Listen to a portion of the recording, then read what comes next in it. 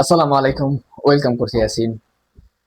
হার দিয়ে শুরু করলো বাংলাদেশ আইল্যান্ডের বিপক্ষে টি-20 সিরিজ এবং আইল্যান্ডের মতো একটা দলের সাথে ৩৯ রানে হারতে হলো টাইগারদের। আর যদি এই হারটা ইংল্যান্ড, অস্ট্রেলিয়া, নিউজিল্যান্ডের সাথে হারতো, আমার মনে হয় না এতটা ইফেক্ট পড়তো যতটা ইফেক্ট পড়েছে আইরিশদের কাছে হারার কারণে।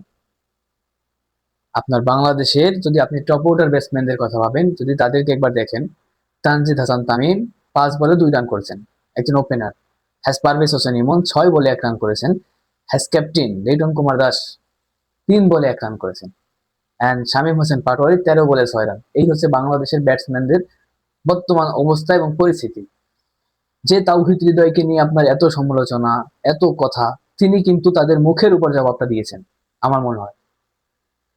তিনি কিন্তু একটা ইনিংস খেলেছেন ৫০ বলে ৮৩ রানের। যদি ইনিংসটা না খেলতেন, বাংলাদেশে কতটা লজ্জাজনক ভাবে হারতো আপনি এটা চিন্তাও করতে পারেন না।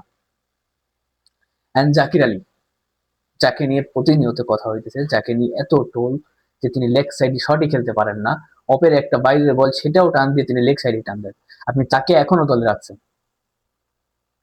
আপনি তার ভিতরে এমন কি পাইছেন যেখানে আপনি সৌম্য সরকার, সাব্বির, এদেরকে আপনি নিতে পারতেছেন না দলে? আপনি এর উপরে এত ভরসা আপনার?